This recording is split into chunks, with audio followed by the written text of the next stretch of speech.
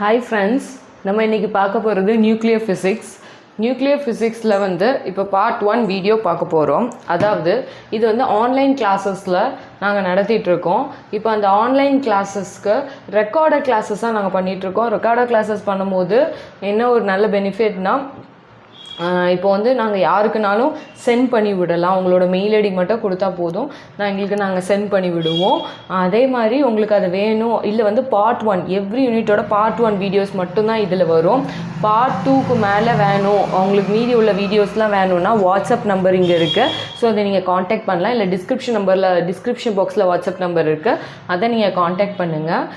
பண்ணிங்கன்னா உங்களுக்கு இதுக்குள்ளே ரிமைனிங் பார்ட்ஸ் எல்லாமே வரும். அதாவது டெமோ கிளாஸ், இப்போ நம்ம கிளாஸ் எடுக்கணும் எப்படி இருக்குன்னு தெரியணுங்கிறதுக்காண்டி 10 யூனிட்டில் முத உள்ள பார்ட் மட்டும் நாங்கள் யூடியூப்பில் போட்டிருக்கோம். மீதி உள்ள பார்ட்ஸ் எல்லாமே நீங்கள் எங்கள்கிட்ட காண்டாக்ட் பண்ணி தான் நீங்கள் வாங்க முடியும். அது ஒரு டெமோ வீடியோ மாதிரி நாங்கள் போட்டிருக்கோம். ஓகேவா ஃப்ரெண்ட்ஸ்? அதே மாதிரி நம்மகிட்ட நோட்ஸில் பார்த்திங்கன்னா T R B, polytechnic, CTET, psychology, NET SLET, ஃபிசிக்ஸ்குள்ளே நோட்ஸ் எல்லாமே நம்மகிட்ட இருக்குது. ஸோ அது ஒரு யூனிட்டாவோ மொத்தமாக வேணும்னாலும் எப்படினாலும் நீங்கள் வாங்கிக்கலாம்.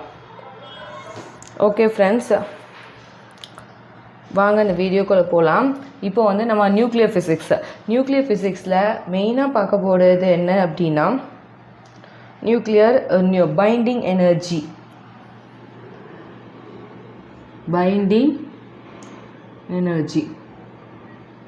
நீங்கள் இதில் நோட்ஸ் எல்லாம் அவங்க எப்படி எடுக்காங்க, நோட்ஸ் எங்கேருந்து வருது எடுக்காங்கன்னா டிஸ்கிரிப்ஷன் பாக்ஸில் என்னோடய சேனல் ப்ளேலிஸ்ட்டில் போய் பாருங்கள். உங்களுக்கு எல்லா இப்போ நான் எடுக்கக்கூடிய சிஆர்பி, பாலிடெக்னிக் எல்லா நோட்ஸும் கம்ப்ளீட்டாக நான் உங்களுக்கு அதில் போட்டிருப்பேன். அதில் நோட்ஸ் மட்டும் நான் காமிச்சிருப்பேன், டீச் பண்ணிக்க மாட்டேன். பட் நீங்கள் நோட்ஸ் கம்ப்ளீட்டாக இருக்கும்போது உங்களுக்கு எழுதி வச்சுக்கலாம். நம்மகிட்ட நோட்ஸ் வாங்குறவங்களுக்கு பிரச்சனை இல்லை, அவங்க அதை பார்த்து ரெஃபர் பண்ணிப்பாங்க.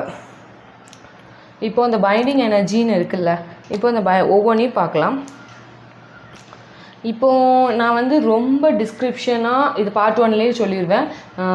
எல்லாத்தையுமே ரொம்ப டிஸ்கிரைப் பண்ணி இது அப்படின்லாம் சொல்ல மாட்டேன். ஏன்னா நமக்கு எக்ஸாம் பாயிண்ட் ஆஃப் வியூவில் வேணும். ஸோ எக்ஸாம் பாயிண்ட் ஆஃப் வியூவில் நமக்கு எப்படி ஈஸியாக புரிகிற மாதிரி ஃப்ளோ சார்ட் மெத்தட், டேப்லெட் மெத்தடில் தான் நான் என்னோடய நோட்ஸும் இருக்கும். ஸோ நான் அதில் தான் நான் சொல்லுவேன். ஸோ அதனால் நம்ம நேராக நம்ம சிலபஸ் அடிப்படையில் அப்படியே பார்த்துக்கிட்டே போகலாம். ஃபஸ்ட்டு பைண்டிங் எனர்ஜி என்ன ஃபோர்ஸில் யூஸ் ஆகும் அப்படின்னா, Coulomb repulsive force reduces binding energy. Coulomb repulsive force reduces the binding energy. அதில் மேஜிக் நம்பர்ஸ் இருக்கும். மேஜிக் நம்பர்ஸ் என்னெல்லாம் பார்த்தீங்கன்னா 2, 8, 20, 28, 50, 82, 126. இது எல்லாமே மேஜிக் நம்பர்ஸ்ன்னு சொல்கிறாங்க. ஓகேவா? அது எல்லாமே நமக்கோட மேஜிக் நம்பர்ஸ். இதெல்லாம் 2, 8, 20, 28, 50, 82, 126. இது எல்லாமே மேஜிக் நம்பர்ஸ். ஓகேவா? இப்போது இந்த பைண்டிங் எனர்ஜியில் பார்த்தீங்க அப்படின்னா, binding energy is equal to del m into 931 ME electron volt. ஓகேவா? இதான் பைண்டிங் எனர்ஜியோட ஃபார்முலா. இப்போது பைண்டிங் எனர்ஜியில் என்ன சொல்லுவாங்க, அது என்ன இதில் ஈக்குவேஷனை பேஸ் பண்ணி E is equal to mc². E is equal to mc² என்னன்னா ஐன்ஸ்டைன் ஈக்குவேஷன் இருக்குல்ல, அதை பேஸ் பண்ணி இதில் வரும். இதில் நான் பாயிண்ட்டாக உங்களுக்கு சொல்கிறேன்ல, இந்த பாயிண்டெல்லாம் ரொம்ப இம்பார்ட்டன்ட். நீங்கள் பழைய கொஷின் பேப்பர் ரெஃபர் பண்ணி பாருங்கள். உங்களுக்கு இந்த பாயிண்ட் ஆஃப் வியூவில் நீங்கள் புரிஞ்சுக்கணும். அதாவது பக்கமாக 10-15 பேஜ் படிக்கிறதோட ஒரு பேஜ்னாலும் நம்ம அப்படியே ப்ரிஸ்கிரைப் பண்ணி அப்படியே ஒரு பேஜுக்குள்ளே நமக்கு தேவையான எல்லா டீட்டெயில்ஸும் நம்ம படிச்சுக்கணும். ஏன்னா நம்ம 15, 20, 30 பேஜ் படித்தோன்னா ஒரு 100ல் ஒரு 5 பேர் 10 பேருக்கு தான் அந்த அளவுக்கு ஞாபகம் இருக்கும், மற்றவங்களுக்கு மறந்துடும். ஸோ அது ரீகேப் பண்ணதுக்குள்ள இந்த மாதிரி பாயிண்ட் ஆஃப் வியூவில் படிக்கணும். ஓகேவா? அதே மாதிரி பைண்டிங் எனர்ஜி சிம்பிளாக சொல்ல வரும். பைண்டிங் எனர்ஜி லெஸ் தேன் 0 வந்துச்சுன்னா அன்ஸ்டேபிளாக இருக்கும், கிரேட்டர் தேன் 0 வந்துச்சுன்னா ஸ்டேபிளாக இருக்கும். ஓகேவா? அப்போது இப்போ பேக்கிங் ஃப்ராக்ஷன் எப்போவுமே எப்படி இருக்கும், பாசிட்டிவாக இருக்கும். இதுக்கு நெகட்டிவாக இருக்கும். ஓகேவா? அப்புறம் பேக்கிங் ஃப்ராக்ஷன்னா என்ன அப்படின்னா, பேக்கிங் ஃப்ராக்ஷன்னா என்னென்னா mass defect divided by mass number mass defect divided by mass number. ஓகேவா, mass defect divided by mass number. ஆனால் சில கொஷின் பேக்கில் மாஸ் நம்பர் மாஸ் டிஃபெக்டோட ஈக்குவேஷன் சொல்லுங்கன்னு கேட்பாங்க. அப்படி கேட்டாங்கன்னா mass defect is equal to isotropic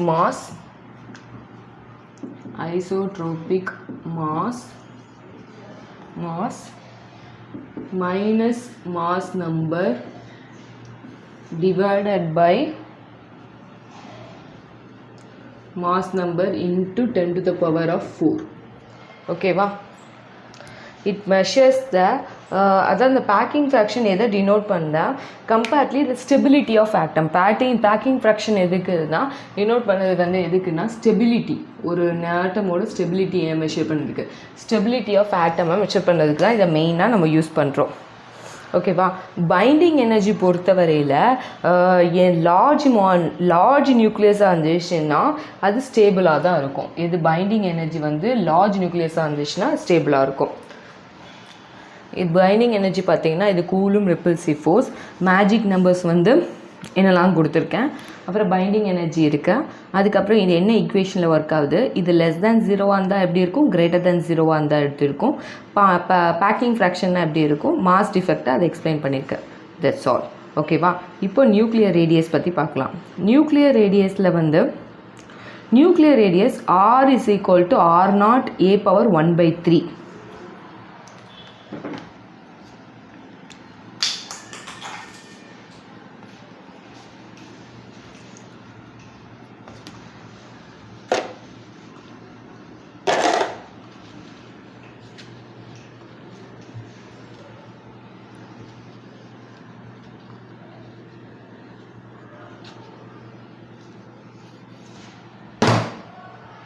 nuclear ரேடியஸ்னா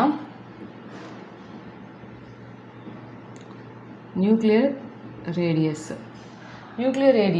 R is equal to R0 a⁻1/3. சரியா, இதில் R0ஓட வேல்யூ பார்த்தீங்க அப்படின்னா R0 is equal to 1.3 × 10⁻⁻15 metre.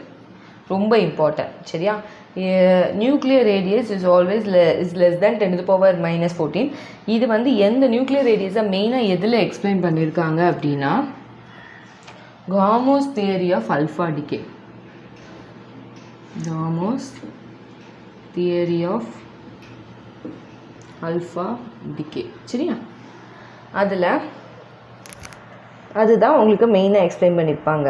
இதில் E is equal to mc² சொன்னல, அவங்க உங்களுக்கு வேல்யூ ஈயோட வேல்யூ என்னன்னு பார்த்தீங்கன்னா E is equal to 931 electron volt. இது ரொம்ப இம்பார்ட்டன்ட். ஓகேவா, இதே வந்து பைண்டிங் எனர்ஜியோட ஈக்குவேஷன் உங்களுக்கு கேட்டாங்க அப்படின்னா ∆mp nmn -m the close bracket. புரியுதுங்களா? இதில் ஒவ்வொன்றையும் நீங்கள் அப்ளை பண்ணணும். மாஸ் ஆஃப் த ப்ரோட்டான் எழுதிக்கோங்க. Mass of the proton is equal to 1.0072. Mass of the neutron 1.00866. Mass of deuteron 2.01355. இது நான் ஓரளவு சொல்கிறேன். உங்களுக்கு நோட்ஸ் வேணும்னா நம்ம நம்ம பிளேலிஸ்ட்டில் போய் இந்த நியூக்ளியர் ஃபிசிக்ஸுக்குள்ளே பாருங்கள். நான் அப்படியே நோட்ஸை உங்களுக்கு காட்டியிருப்பேன். அதுலேருந்து கூட நீங்கள் பார்த்து எழுதிக்கலாம். ஓகேவா, அடுத்தது பைண்டிங் எனர்ஜி பார்த்தீங்கன்னா 0.002388.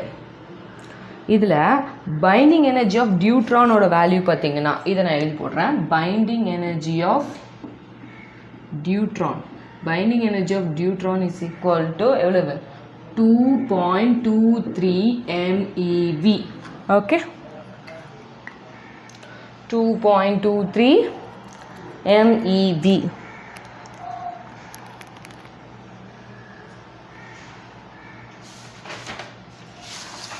இதான் நீங்கள் நியூக்ளியர் ரேடியஸ்லையும் பைண்டிங் எனர்ஜிலையும் மெயினாக தெரிஞ்சிக்க வேண்டிய விஷயம். அடுத்தது நம்ம பார்க்க போகிறது என்ன அப்படின்னா liquid drop model. Liquid drop மாடலை நம்ம ஆப்டிக்கல் மாடல் அப்படின்னு சொல்லுவாங்க. சரியா,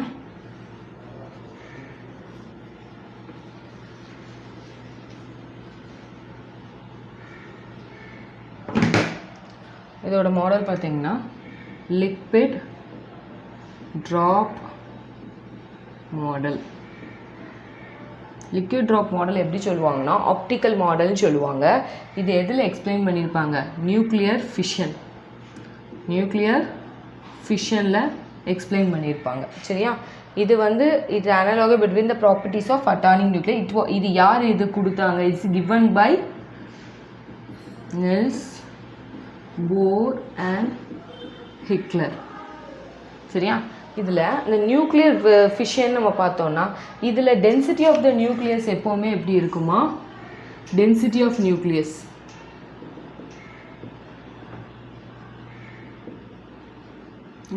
வந்து density of nucleus வந்து greater than 10 to the power of 17 meter minus cube. சரியா? இதே இந்த liquid drop மாடல் வந்து எதில் பைண்டிங் எனர்ஜி ஆஃப் நியூக்ளியஸில் எக்ஸ்பிளைன் பண்ணுவாங்க. liquid drop மாடல்னா பைண்டிங் எனர்ஜி ஆஃப் நியூக்ளியஸில் எக்ஸ்பிளைன் பண்ணுவாங்க. ஓகேவா? இதான் இல்லை மெயினாக நியூக்ளியர் ஃபிஷன் தான் நீங்கள் தெரிஞ்சிக்க வேண்டியது. இப்போ நம்ம என்ன பார்க்க போகிறோன்னா சிமிலாரிட்டி. ஒரு liquid drop model, nuclear fission ரெண்டையும் கம்பேர் பண்ணியிருக்கோம். அப்போது ஒரு லிக்விட் ட்ராப் மாடலுக்கும் நியூக்ளியர் ஃபிஷனுக்கும் என்ன சிமிலாரிட்டிஸ் இருக்குது அப்படிங்கிறத பார்ப்போம். ஓகேவா? ஃபஸ்ட்டு லிக்விட் ட்ராப் மாடல் வந்து ஸ்பெரிக்கல் இன் ஷேப்.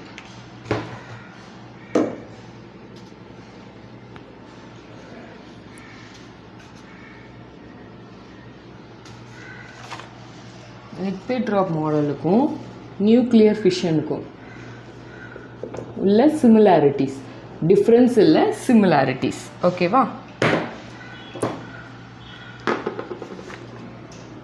என்னெல்லாம் சிமிலாரிட்டிஸ்?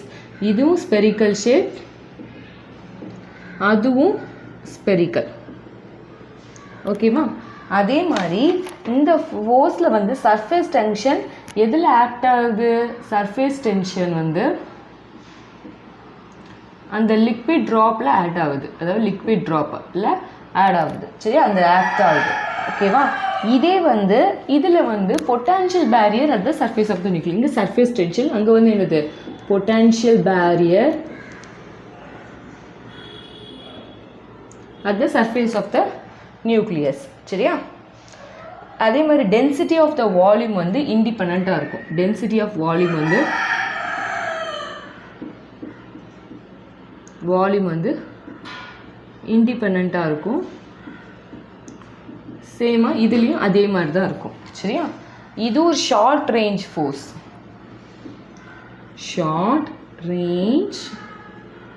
அதுவும் ஷார்ட் ரேஞ்ச் ஃபோர்ஸ் தான். சரியா? இதில் ஒரு டெம்பரேச்சர் ரைஸ் ஆனோடனே அது என்ன ஆகும்? லிக்விட் ட்ராப் சின்ன சின்ன பார்ட்டிகல்ஸாக மூவ் ஆயிரும். அப்படி தானே? ஆனால் இதில் எப்படி ஆகும்? பம்பார்டிங்னா என்னது? வெடிச்சோம். பம்பார்டிங் இட் தனித்தனியாக வெடிச்சோம். இதான் இல்லை மெயினாக கொடுத்துருக்காது. ஓகேவா?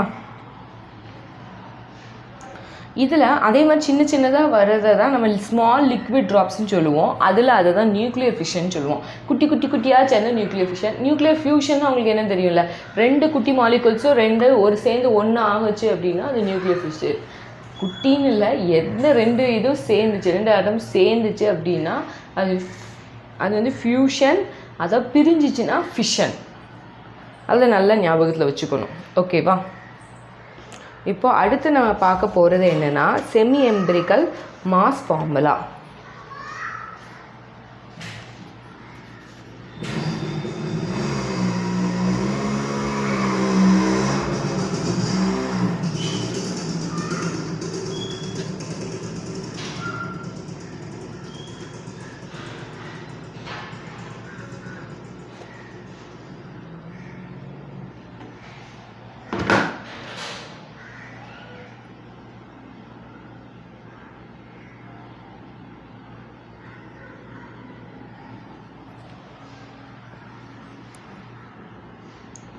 semi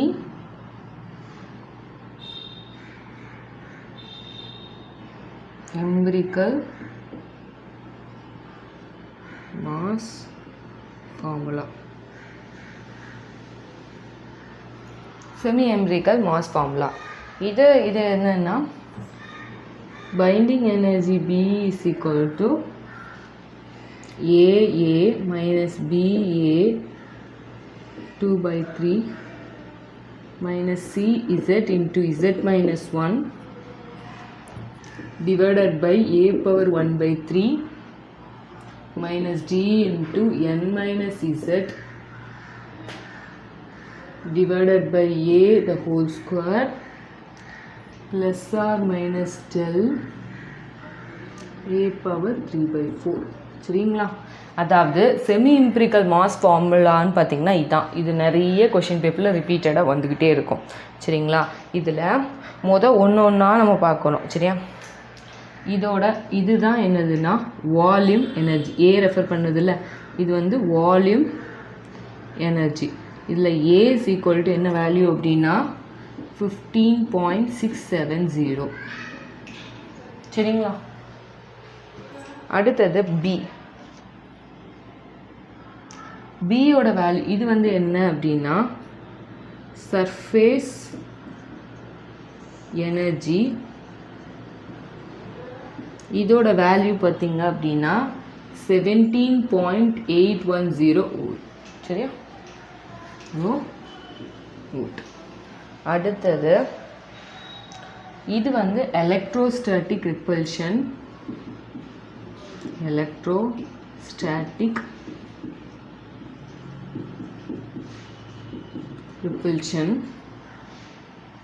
இதில் C is equal to 0.711.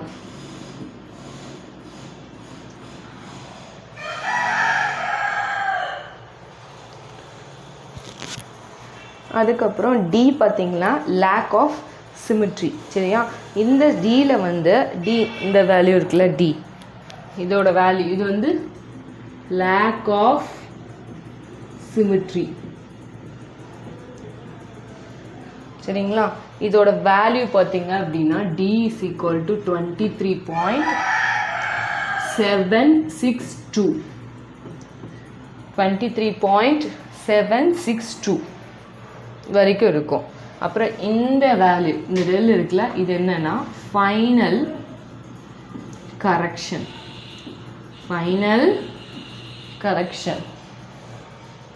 இதில்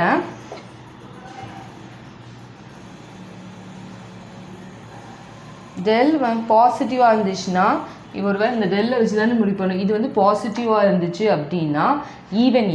சரியா? இதே வந்து நெகட்டிவாக இருந்துச்சு அப்படின்னா ஆட் நியூக்ளியர் ரூலில் போகும். சரியா? இதில் வந்து 0 3/4 போதும். எப்போவுமே ஈவன் நியூக்ளியை தான் ரொம்ப stable then odd nuclear. First இது வந்து ஜஸ்ட் பேசிக் பாயிண்ட்ஸாக நான் சொல்லியிருக்கேன். ஃபஸ்ட்டு புரிஞ்சுக்கோங்க. இந்த பைண்டிங் எனர்ஜி இதான் இம்பார்ட்டன்ட். அதில் ஏஏங்கிறது வால்யூம் எனர்ஜி. சரியா? வால்யூம் எனர்ஜியை பற்றி இன்னும் கொஞ்சம் டீட்டெயில்ஸ் நான் உங்களுக்கு டிக்டேட் பண்ணுறேன், எழுதிக்கோங்க. மீதி இருக்கிறது நம்ம நோட்ஸ் உள்ளவங்க நோட்ஸை பாருங்கள். இல்லாதவங்க நம்ம சேனல் பிளேலிஸ்ட்டில் போய் இந்த நியூக்ளியர் ஃபிசிக்ஸ் எடுத்து அதை பாருங்கள். வால்யூம் எனர்ஜி அது கீழே சில பாயிண்ட்ஸ் எல்லாம் சொல்லுவேன். 14 MeV மில்லியன் எலக்ட்ரான் வோல்ட். ஓகேவா? அதே மாதிரி இந்த ஃபஸ்ட் டேர்மை தான் second point. The first term is called as volume energy of a nucleus அப்படின்னு சொல்லியிருக்காங்க. அதே இது இவி, அதாவது volume energy is equal to AA, small A capital ஏன்னு சொல்கிறோம்ல, ஸ்மால் ஏ கேபிட்டல் ஏ. அப்போ binding energy is directly proportional to total number of nucleons. அதில் ஏவோட வேல்யூ இது. ஆனால் நமக்கு கொஷின் பேப்பரில் மோஸ்ட்லி கேட்குறது இந்த ஈக்குவேஷன் அதுக்கு அதுனா என்ன, இந்த எனர்ஜி வருது, அதோட ஃபைனல் ஏவோட வேல்யூ பியோட வேல்யூ தான் மோஸ்ட்லி கேட்காங்க. இது எக்ஸ்ட்ரா பாயிண்ட்ஸ் நோட் பண்ணிக்கோங்க. அதே மாதிரி சர்ஃபேஸ் எனர்ஜியில் energy of nucleons of surface is less than that of than surface effect reduces the binding energy. ES is equal to minus ES, அதை ஃபார்முலா எடுத்துக்கோங்க. ES இதே தான். ES is equal to minus 2/3. ES is equal to minus A 2/3.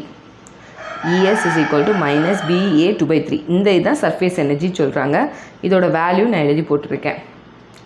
அடுத்து நம்ம என்ன பண்ணுறோம்? Electrostatic repulsion. Electrostatic ரிப்பல்ஷன்னா என்னென்னா it is decreasing the binding energy. ஈவியோட வேல்யூ நெகட்டிவாக இருக்குது. Because it rises from the force that opposes the nuclear stability.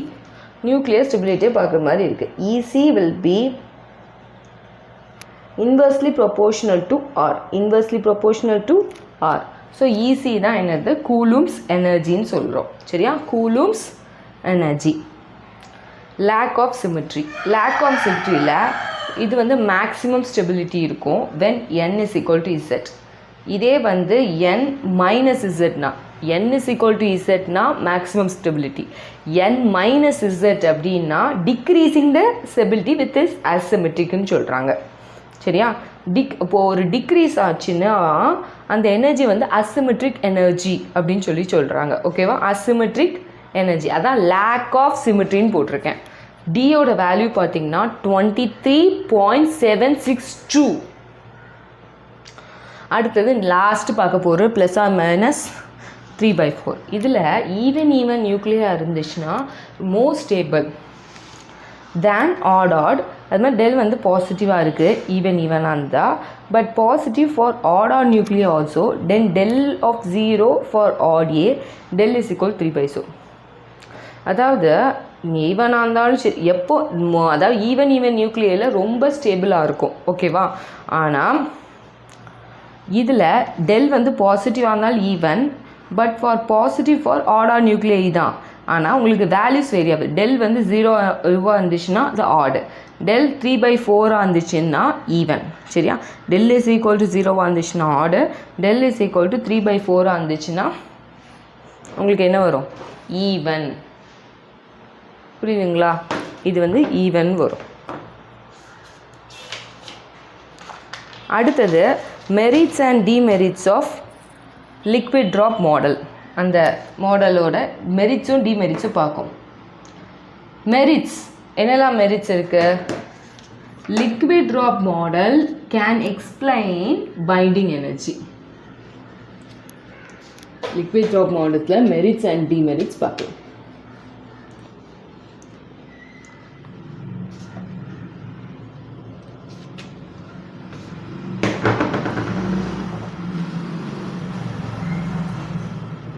Liquid drop மாடலில்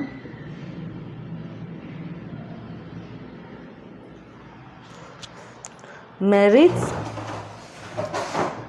லிக்விட் ட்ராப் மாடலுக்கு நமக்கு மெரிட்ஸ் டிமெரிட்ஸ்னு 2 இருக்குது. ஸோ அதை தான் இப்போ பார்க்க போகிறோம். மெரிட்ஸ் இன்னொன்று என்னது? டிமெரிட்ஸ்.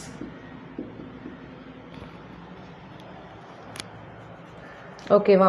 ஸோ மெரிட்ஸ் டிமெரிட்ஸ்ன்னு இருக்குது.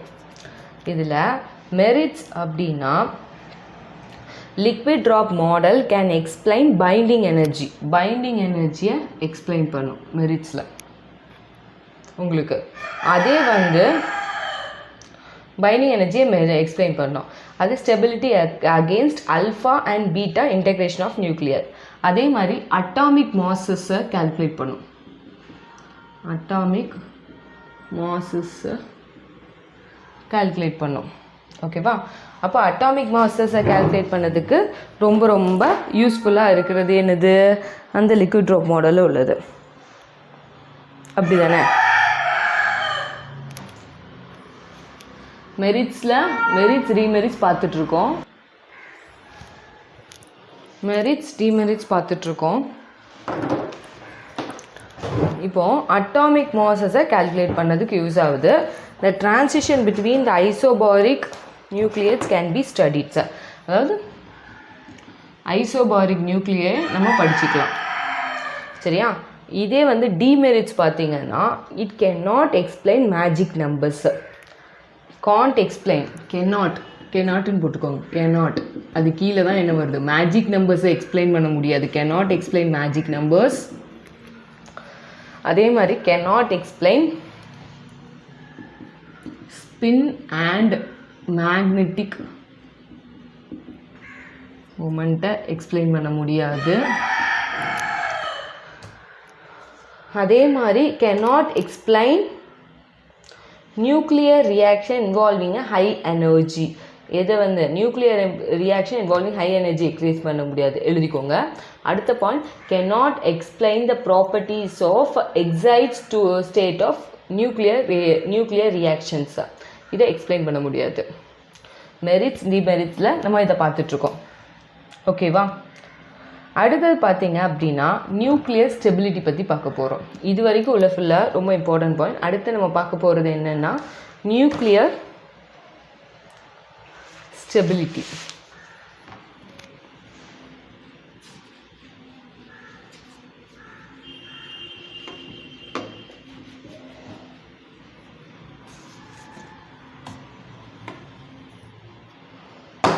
ஓகேவா? நியூக்ளியர் ஸ்டெபிலிட்டி பார்த்தீங்க அப்படின்னா இதில் வந்து 272 ஸ்டேபிள் நியூக்ளியஸ் இருக்குது. 272 ஸ்டேபிள் நியூக்ளியர் இருக்குது. சரியா? அதில் PN இருக்கா, அதுக்கப்புறம் ஸ்டேபிள் நியூக்ளியஸ். SNங்கிறது இந்த ஸ்டேபிள் நியூக்ளியஸ் இல்லை. ஈவன் 160. அடுத்தது odd 56, even odd 52, odd even 4.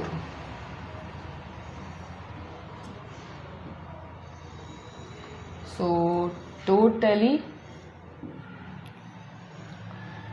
272. ஓகேவா? இதான் வந்து இந்த ஸ்டேபிள் நியூக்ளியஸில் இது இம்பார்ட்டண்ட்டாக கேட்பாங்க. இது எப்படி, இது எவ்வளவு, அது எவ்வளவு அப்படின்னு சொல்லி கேட்பாங்க. சரியா? அதில் நீங்கள் நோட் பண்ணிக்கோங்க, ஆட் காம்பினேஷனில் இருக்குல்ல, இந்த ஆட் காம்பினேஷனில் இருக்கிறது ஸ்டேபிள் நியூக்ளியஸ்.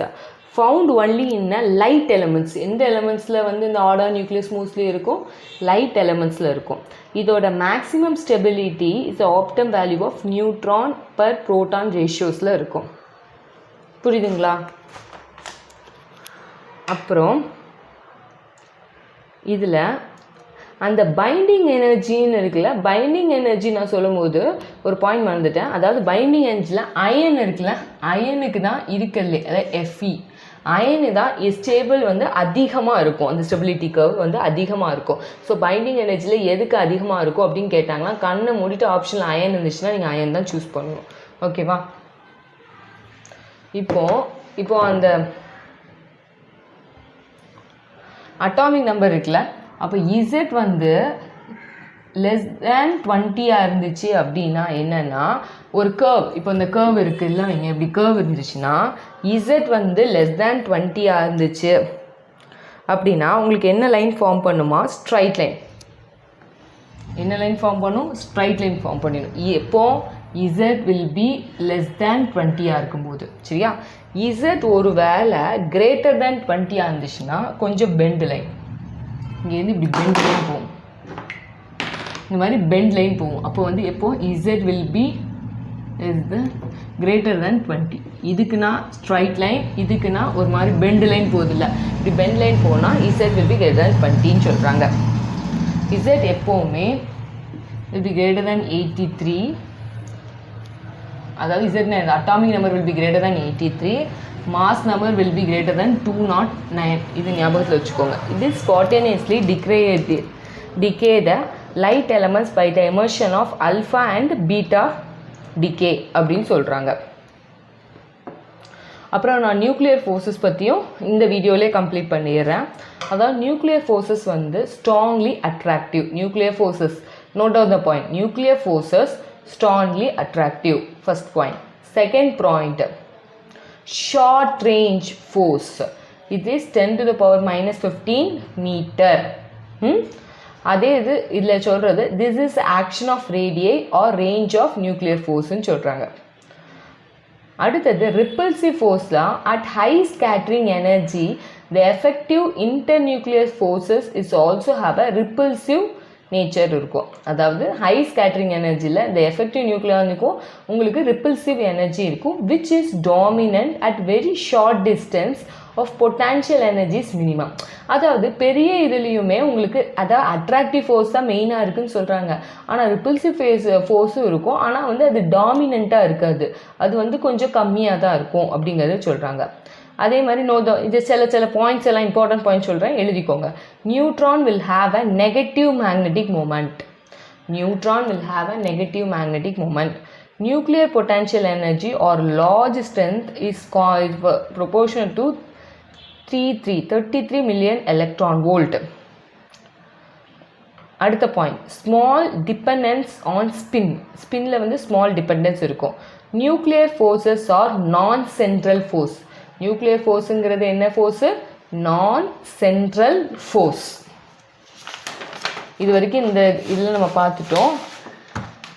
நெக்ஸ்ட் பார்ட் 2ல் உள்ள நிறைய மேசான் இது அதெல்லாம் பார்க்கலாம். எல்லாம் பெரிய டாபிக்னாலும் உங்களுக்கு நிறைய பார்ட்டு இதில் வரும். Okay friends, thank you.